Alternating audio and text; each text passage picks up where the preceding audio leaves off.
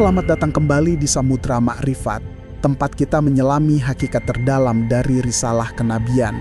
Di babak sebelumnya kita telah menyaksikan operasi jantung ilahi, pensucian hati Nabi Muhammad SAW sebagai persiapan mutlak menuju hadirat al-haq. Hati telah disucikan, bejana jiwa telah diperkuat dengan hikmah dan iman. Kini tubuh dan jiwa sang kekasih siap untuk perjalanan yang akan melampaui batas yang dikenal manusia. Jika Mi'raj adalah puncak pertemuan, maka Al-Isra adalah jembatan yang menghubungkan tanah fana dengan gerbang keabadian. Ini adalah pergerakan yang membuktikan bahwa kekuasaan Allah Subhanahu wa Ta'ala tidak terikat oleh hukum fisika yang kita kenal. Mari kita mulai babak agung ini dengan menyingkap misteri tunggangan termulia Al-Buraq. Al-Buraq, makhluk kilap dan filosofi kecepatan. Di hadapan Nabi hadir sebuah kendaraan dari alam goib, Al-Buraq. Namanya sendiri, Al-Buraq, diambil dari akar kata barq, yang berarti kilat atau cahaya yang menyambar. Ini bukan sekedar nama, melainkan deskripsi fungsi. Imam Ad-Dardir dan para pensyarah lainnya mengajarkan kepada kita makna filosofisnya. Buraq adalah metafora sempurna untuk kecepatan transenden. Ia meletakkan langkahnya sejauh pandangan matanya. Bayangkan, saat mata Nabi tertuju pada cakrawala di Yerusalem, saat itu pula kakinya menapak di sana.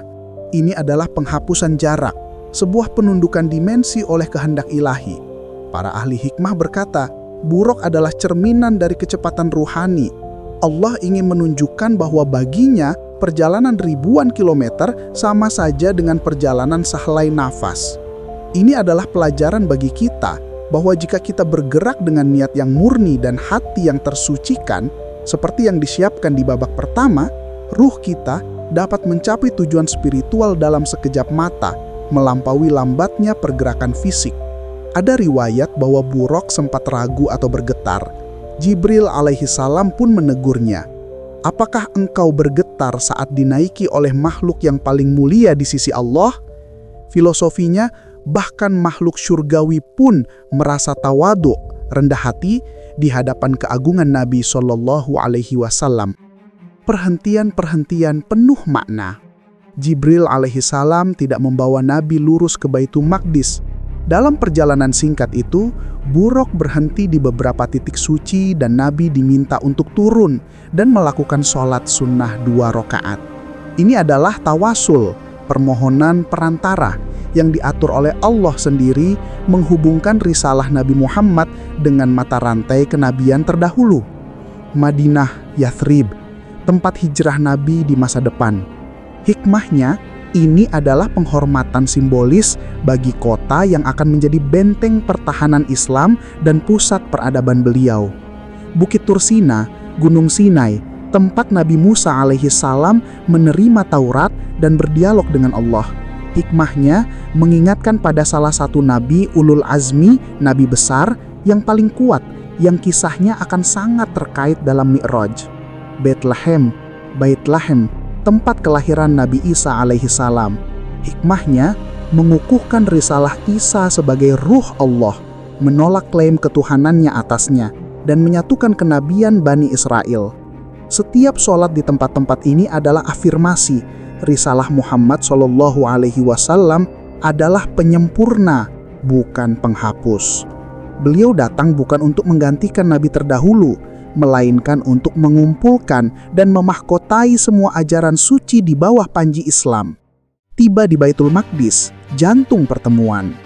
Keajaiban yang menembus ruang kini tiba di jantung kemuliaan bumi, Al-Masjidil Aqsa, masjid paling jauh di Yerusalem. Disinilah, di tempat yang diberkahi Allah, Nabi menambatkan Al-Buraq pada sebuah ring yang secara historis dikenal sebagai tembok Buraq. Mengapa harus Baitul Maqdis? Ini adalah isyarat politik dan spiritual. Politik, pada masa itu kiblat pertama umat Islam adalah Baitul Maqdis. Kunjungan ini menegaskan bahwa warisan para nabi Bani Israel kini diwariskan kepada umat Nabi Muhammad. Spiritual, Baitul Maqdis adalah tempat berkumpulnya jiwa-jiwa para nabi. Ini adalah gerbang langit, disebutkan oleh sebagian ulama, di bumi, lokasi ideal untuk memulai kenaikan, Mi'raj. Ketika Nabi masuk, ia mendapati seluruh rombongan ruh para nabi dan rasul telah berkumpul. Bayangkan adegan ini. Nabi Adam, Nabi Nuh, Nabi Ibrahim, Nabi Musa, Nabi Isa, seluruh Hall of Fame kenabian berdiri dalam keheningan, menanti imam para nabi, sholat jamaah. Disinilah keagungan Nabi Muhammad mencapai puncaknya di bumi. Jibril alaihi salam maju, namun kemudian mengisyaratkan Nabi Muhammad Shallallahu alaihi wasallam untuk memimpin sholat itu. Beliau pun menjadi imam bagi seluruh nabi dan rasul. Apa makna filosofis dari sholat jamaah ini?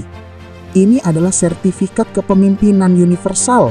Dengan menjadi imam, Nabi Muhammad bukan hanya diakui sebagai khatamun nabiyyin, penutup para nabi, tapi juga sebagai pemimpin spiritual atas seluruh risalah yang pernah diturunkan.